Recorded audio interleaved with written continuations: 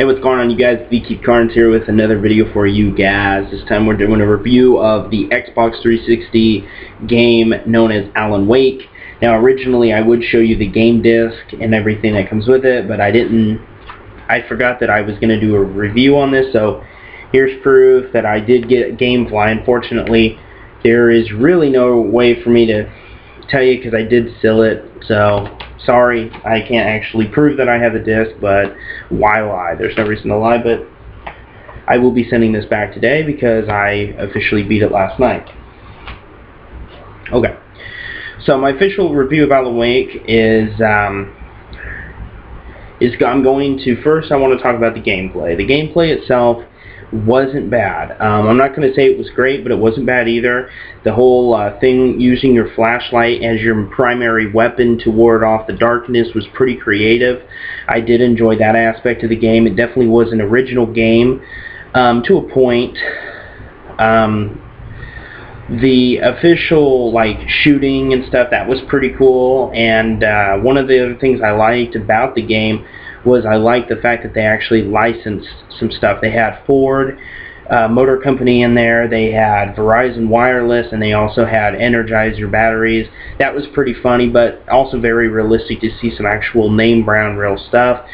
Oh yeah, and they had what you get an achievement for if you find it near the end of the game. They have a achievement for turning on a television, and the commercial is a commercial for Mustang Drift, which is also a Ford vehicle, but they also had the license to use the I believe what may be a real commercial, and it shows a Mustang being drifted. So that was pretty cool. You know, this, like I say, sometimes small stuff makes a big difference, and I thought that was pretty cool and creative. The story itself was pretty interesting. I really enjoyed the first half of the game. The other half I actually didn't really care for. The beginning of the game, warning, spoiler alert, the beginning of the game was cool. I liked the graphics were very good to a point. The atmosphere, the whole place that you're at, it was really well put together. The mountains and all the trees. It would be a place that you would go to and you'd be like, just taking all the fresh air, and you'd think to yourself, wow, this is a really beautiful place. So I really liked that. It made you feel really at home, but then at night it was really dark and creepy. And I liked how they were able to do that. They were able to take it from being a beautiful, I want to live here feel, to being, I need to get the fuck out of here, this is creepy as shit. That was pretty creative and good, and really well pulled off by the people behind Alan Wake.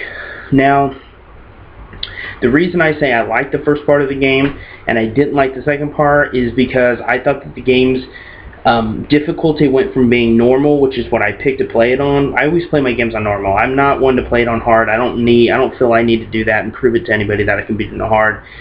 So I choose to play my games on normal. So when I played on normal, about the first 3 chapters were relatively good. You know, there was a couple parts that made me a little irritated, but overall it was a fair experience. You know, it felt like it was a normal difficulty. It didn't feel overly hard. It felt very, very fair, and I very much enjoyed the first half of the game. It was interesting. The story had me sucked in. It was good. The thing I didn't like is the last 2 chapters. I believe there's 5 chapters, I believe.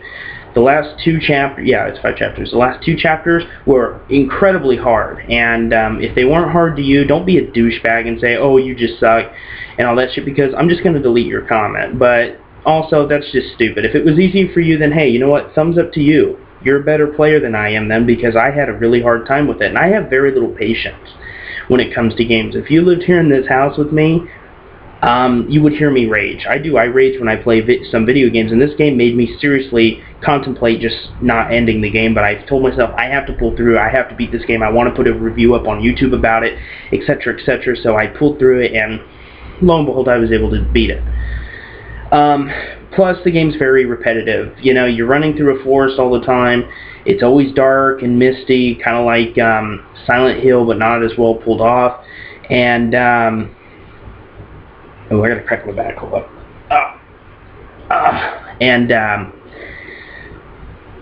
Where was I? Yeah, it was just a very repetitive game, and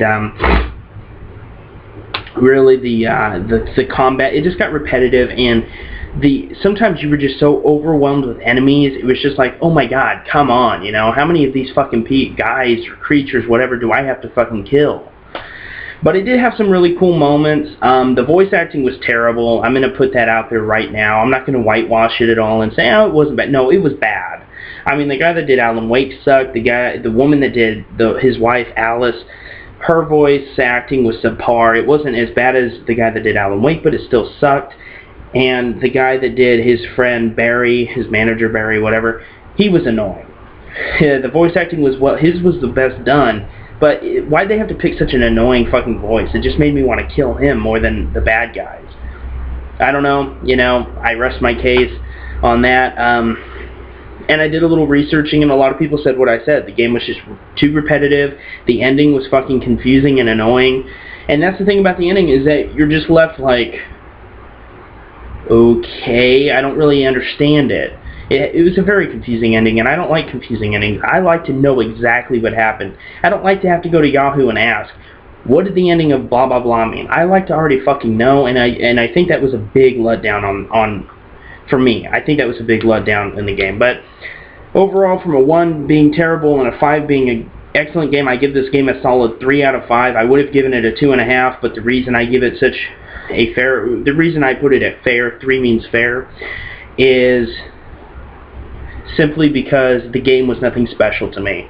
The whole, you know, the island, you know, the town's alive at night and this and that, it was a pretty big rip-off of Silent Hill, whether you want to admit it or want to see it or not.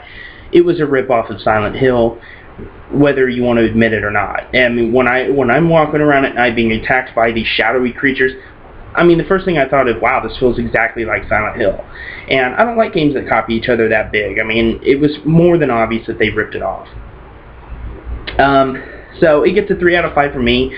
The reason I give it a 3 out of 5 is the story was decent until the fucking ending, and the atmosphere of the town you're I guess maybe trapped in is pretty sweet. I mean, the graphics were pretty impressive.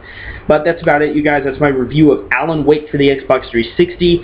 Would I recommend it to you? No, I wouldn't. But if you want to go pick it up, then don't say I didn't warn you that it gets repetitive and the last 2 chapters are a very big pain in the ass to beat, but it is beatable.